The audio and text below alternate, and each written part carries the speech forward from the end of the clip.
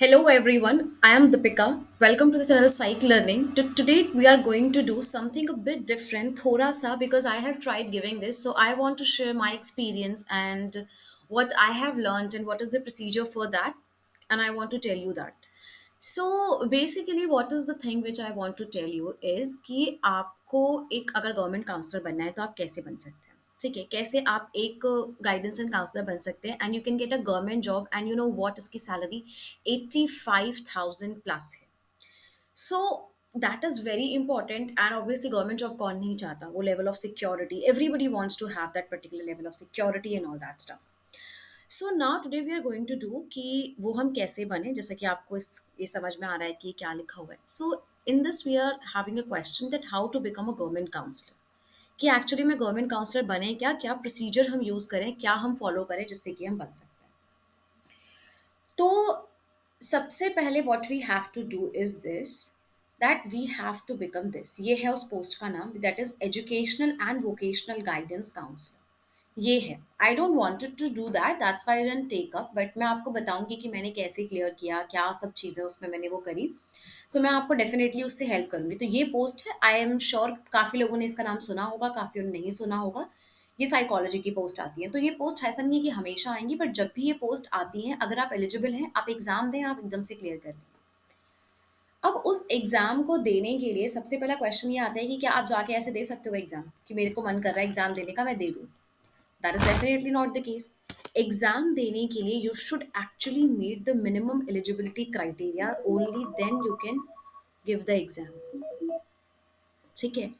So for that what is the further things for that, क्या है जो qualification, basically सबसे पहले तो आपके पास साइकोलॉजी होनी चाहिए मास्टर्स से.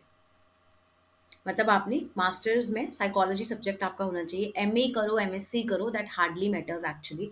चाहे वो एमए है, एमए या है, या फिर एमएससी है, इतना कोई फ़र्क नहीं पड़ता है. आपका बस मास्टर्स होना चाहिए, या फिर बेसिकली कहते हैं ना जैसे पीजी होना चाहिए, वो आपका फोकस होना चाहिए. उसके बाद दूसरी जो चीज़ है वो है diploma in guidance and counselling. अब ये कैसे करें? अब इसके बहुत सारे ऑप्शंस अवेलेबल हैं एक्चुअली. एक तो जामिया में भी कराया जाता है, प्राइवेट फॉर्म में, बिल्कुल ओपन फॉर्म में. और दूसरा जो मेजर कराया जाता है, जो मैं आज बताने वाली हूँ, जिसके लिए एक्चुअली थोड़ा सा प्रोसीजर है, वो है एनसीईआरटी. बिकॉज जामिया में तो you can get admission easily, you just have to enrol it, you have to pay the payment and everything, and then you will get the thing. तो अब हम बात करेंगे एनसीईआरटी की. सो आप बताइएगा मुझे कि आपको समझ आया कि नहीं आया है. अगर आपको ये वीडियो यूजफुल लगी, so do like it, share it with the people who need it, and definitely if you do not understand anything तो आप मुझसे पूछ सकते हैं. ओके. तो एनसीईआरटी में क्या है? एनसीईआरटी में you have to actually fill the form, और जो फॉर्म है वो बिल्कुल फ्री है. There is no fee for that form, ये भी आप ध्यान से देखें. फॉर्म का जो फी है वो बिल्कुल कुछ नहीं है, 0 रुपी है. कहीं से आप भरवा रहे हैं बाहर से, तो ध्यान दें कि फी तो उसकी बिल्कुल भी नहीं. उसके बाद आपको वो लोग मेल करेंगे आपकी एलिजिबिलिटी देख के, कि हाँ आप इसमें एलिजिबल हो, मतलब आपने मास्टर्स की हुई है. इसके लिए भी एलिजिबिलिटी ये है कि आपकी मास्टर्स होनी चाहिए. आप इस बात पे भी ध्यान दीजिए कि इस पे भी आपकी एलिजिबिलिटी है कि आपकी मास्टर्स होनी चाहिए, तब आप जो है ये एग्ज़ाम दे सकते हैं. उसके बाद आपको वो कॉल करेंगे, किसके लिए? रिटन टेस्ट एंड इंटरव्यू के लिए. And they take interview for 1 hour. मैं आपको दिखाती हूँ, मैंने अपने साथ में इसलिए रखा हुआ है. Just see this, they will give you this paper. ये मेरा खुद का पेपर है जो मैंने मतलब दिया था, जो मैंने वहाँ पे दिया था, and I cleared it. This was the paper and this is the paper. मैं अभी आपको दिखाती हूँ, आप स्क्रीन में देखिए. ये तो सिर्फ एक हार्ड कॉपी थी. I will show you this. This was the paper. ये कोर्स है diploma course in guidance and counselling, DCGC 2024 का है. इसी ईयर मैंने क्लियर किया है, ये जो जनवरी में हुआ है. इसका सिलेक्शन टेस्ट है रिटन टेस्ट, ठीक है? तो पहले आपको क्वेश्चन दिए हुए हैं कि आपको हर जो क्वेश्चन है, मैं इंग्लिश में पढ़ रही हूँ बिकॉज मेरी इंग्लिश की फ्लुएंसी ज़्यादा है. अगर आप एक हिंदी स्टूडेंट हैं, आप हिंदी में रीड कर सकते हैं, यहाँ दोनों लैंग्वेज में लिखा हुआ है. आपको जो कॉल नंबर देंगे वो लोग, आपको वो स्क्रिप्ट में लिखना है. एक पेज आपको देते हैं, जो आंसर है वो आपका 1200 टू 1500 में होना चाहिए. ठीक है? जो भी आपका क्वेश्चन आपसे पूछा गया है, क्वेश्चन जो है वो हिंदी इंग्लिश दोनों में है, तो इसका मतलब आपका आंसर भी हिंदी इंग्लिश दोनों में से किसी में भी हो सकता है. आप समझ रहे हैं? ओके. उसके बाद आप बस ये आंसर शीट देनी है, तो सिंपल सबमिशन है. ये डेट है इसकी जब ये हुआ था, इसी ईयर का, जिस मैंने बताया कि ये है 24 सेशन, जो जनवरी से सेशन होता है उसका है. तो ये मेरा ये जो डेट था 5 दिसंबर को मैंने ये एग्ज़ाम दिया था. अगेन अब ये सिचुएशन है जो कि हिंदी में है। जो हिंदी वाले हैं वो वीडियो पॉज करके इसे रीड कर सकते हैं, मैं स्क्रॉल नहीं करती हूँ। आप इसे पॉज करके रीड कर सकते हैं फर्दर। ठीक है, आई थिंक इतने में हो जाएगा। Then this is also for the Hindi people. ठीक है, आप इसे रीड कर सकते हैं बेसिकली। सो इसमें एक सिचुएशन दी है, एक परिस्थिति दी हुई है, और उन परिस्थिति के हिसाब से आपको बताना है कि कैसी सिचुएशन है। ठीक है, so if you want I can read you for that actually. Sangeeta 8वीं कक्षा की एक छात्रा है और वो एकल अभिभावक परिवार एवं आर्थिक तंगी से आती है। ठीक है, एकल अभिभावक समझते हैं आप, जो कि डिवोर्स्ड पेरेंट्स हैं और थोड़ा सा उनमें पैसा भी नहीं है, आर्थिक तंगी इन द सेंस कि फाइनेंशियल भी उनको इशू है। वह अक्सर स्कूल के समय के बाद घर पर अकेली रह जाती है और पढ़ाई के साथ साथ बहुत संघर्ष करती है, मतलब उसे पढ़ाई करने में बहुत डिफिकल्टी होती है। और उसकी जो अकादमिक प्रदर्शन है, मतलब ये अकादमिक यानी जो स्कूल की जो उसकी परफॉर्मेंस है वो बिल्कुल भी अच्छी नहीं है, उसमें गिरावट है। तो शिक्षकों ने भी कक्षाओं के दौरान उसके ध्यान में कमी देखी है और उसका होमवर्क भी अक्सर अधूरा रहता है, मतलब जो उसको गृह कार्य बेसिकली दिया जाता है वो काम भी वो अपना टाइम से नहीं करती है। इसके अलावा अकादमिक चुनौतियों का सामना करने के अलावा संगीता अक्सर हानिकारक व्यवहार प्रदर्शित करती है, जैसे कि मतलब एक दूसरे को मार पिटाई करना, हानिकारक is that.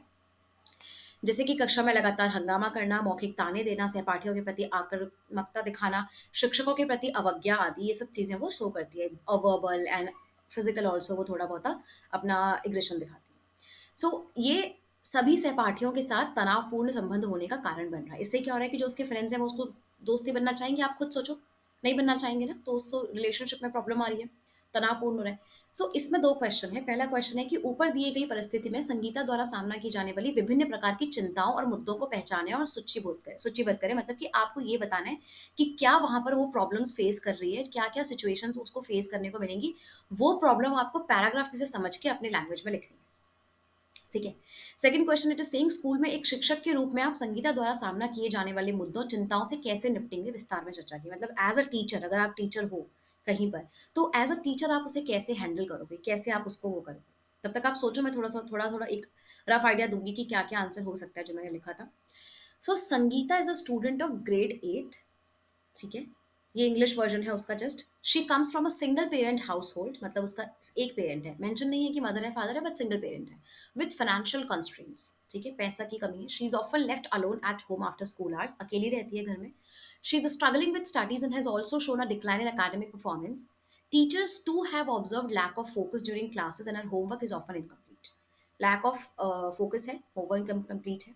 In addition to facing academic challenges, Sangeeta often displays disruptive behavior such as frequent outbursts in class, verbal taunts, and instances of aggressive action towards classmates, disobedience towards teachers, etc. All of which is leading to her having strained relationship with classmates. इससे ये सारी problems हैं। अब इसके बाद interview भी है, मैं उसका बताऊंगी, आप पहले ये देखो। In the case given above, identify and list the various kinds of concerns, issues faced by Sangeeta. क्या इश्यूज हैं जैसे मैंने अभी ऊपर बताया, वो आपको बताना है। एंड एज अ टीचर आप उस प्रॉब्लम को कैसे सॉल्व करने की कोशिश करेंगे या कैसे आप करेंगे कि उसको अच्छे से हैंडल कर पाए, वो आपको बताना है। So what can be done here is this, कि पहले आपको सिचुएशन लिखनी है कि लोगों के साथ उसको फ्रेंडशिप करने में प्रॉब्लम है, रिलेशनशिप बनाने में प्रॉब्लम है, लोग उससे बात नहीं करेंगे, उसको वहाँ से भी एलिनेशन फील होगा, लोग उसे इंपॉर्टेंस नहीं देंगे क्योंकि वो ऐसा बिहेव कर रही है, लोग उसे बहुत ही नज़रों से देखेंगे ऐसे कि बुरी है, शायद टॉन्ट्स भी मारें। और ये सब सिचुएशंस जो है, उसको अकेली है तो उसको पढ़ने का दिल नहीं रखता है, वो बहुत पैसा भी कमी है, तो वो सब आपको लिखना है। फिर एज अ टीचर अब आप क्या करोगे, आपको वो सोचना है। आप क्या करोगे, पहले आप सिचुएशन को एनालाइज करोगे, आप उसके पेरेंट को बुला के उससे बात करोगे, कि पेरेंट्स से पूछोगे क्या इशू है क्या नहीं है, पेरेंट्स को सिचुएशन समझाओगे कि कैसे हैंडल करें कैसे ना करें। फिर उस बच्चे से बात करोगे, फिर क्लासमेट्स को बोलोगे कि आप इनके साथ कैसे बिहेव करें और कैसे बिहेव ना करें। फिर खुद भी एज अ काउंसलर उसे कभी कभी उससे बात करोगे, उसे प्रेज करोगे। ये सब चीज़ें आप उसमें कर सकते हो, जो कि एक जनरल आइडिया। मैं बताया, जनरल आइडिया मैंने बताया, बाकी आप डिटेल में अपने हिसाब से कुछ भी लिख सकते हैं, जो भी आंसर। फिर आता है, जब ये हो जाता है तो उसके बाद they go and after some time you are called for the interview. अब इंटरव्यू में आपसे वो क्या करेंगे, वो आपसे पूछेंगे that why do you want to do this course. आपको कॉन्फिडेंट रहना है, आपको बोलना है कि that you are eligible for that. आपको ये चीज़ उनको प्रूव करनी है कि हाँ भाई आप एलिजिबल हो और आपसे बेटर कोई एलिजिबल है नहीं, आप कर सकते हो। और वो ये भी पूछेंगे कि आप ये करोगे तो आपको क्या लगता है कि आपको इससे क्या फ़ायदा होगा, क्या बेनिफिट होगा, कि आपको ऐसा लगता है कि होना चाहिए। तो वो आपको देखना है, वो आपको बताना है कि आप क्यों करना चाहते हो, आप क्या कर रहे हो, क्या बनना चाहते हो, कैसे चीज़ें आप करना चाहते हो। और वो आपसे सिचुएशंस पूछेंगे तो आपको थोड़ा बहुत काउंसलिंग की नॉलेज होनी चाहिए, so that they can take you up. and you have to be very confident. You have to go with a smile in your face, and you have to present like you are the best counselor in the world. And if you get that mission, you have to do the 1 year diploma there. अब diploma का भी क्या है situation कि पहले 6 months आपको online course वो करना है, लर्न करना है, कभी कभी जाना है, दैट्स नॉट द केस, आपको मतलब ऑनलाइन ही पढ़ना है, एग्जाम देना है। फिर 3 महीने आपको वो प्रैक्टिकल्स के लिए कॉल करेंगे डिप्लोमा का। मैं आपको पूरा जनवरी से पूरा दिसंबर तक का 1 साल का बता रही हूँ, हर साल ये कंडक्ट होता है।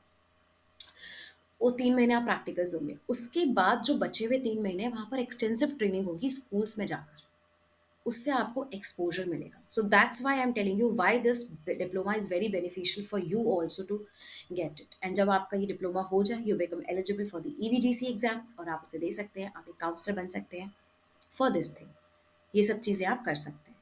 एंड ऑल्सो अगर आप ईवीजीसी नहीं भी करना चाहते हैं, आप वैसे भी काउंसलिंग करना चाहते हैं या आप काउंसलर बनना चाहते हैं, सो उसके लिए भी इससे बेटर कोई अपॉर्चुनिटी नहीं है डिप्लोमा करने की, बिकॉज आपको बहुत कुछ सीखने को मिलेगा, बहुत सारा एक्सपोजर मिलेगा। And NCERT is a prestigious institution, ये मुझे बोलने की भी शायद ज़रूरत नहीं है, ऑलरेडी हमको पता है कि वो है।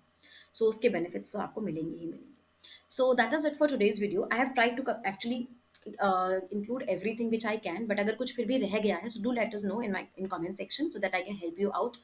And the next time you go for it, क्योंकि अभी तो ये हो चुका है जनवरी में, that's why I'm making this video. I hope so कि जो भी अभी आगे के लिए प्रिपेयर कर रहे हैं दिसंबर के लिए, जो अगले सेशन में आएगा, तो उसके लिए आप देख सकते हैं। And I am not sure अगर वो अभी सेशन में निकालते हैं जो भी फॉर्म्स, तो आप उसके लिए देख सकते हैं, और उसके आगे जो आएगा उसके लिए आपके लिए बेनिफिशियल होगा। और जिसको भी ये वीडियो की नीड है, आपको लगता है वो ये चीज़ एम कर रहे हैं, तो उनको प्लीज़ ये शेयर कीजिए। Do like the video, do subscribe the channel if you have not done that, so that कि कोई भी नई नोटिफिकेशन आए तो वो भी आपको पता चल जाए। And that is it for now. Take good care of yourself. I wish you very very all the best that you go clear everything which you are aiming for. और भी कोई पर्टिकुलर टॉपिक्स पर अगर आप चाहते हैं मैं video बनाऊँ, because I am sharing my all the experience which I can, so please let me know that also. Thank you for watching, take care, bye bye.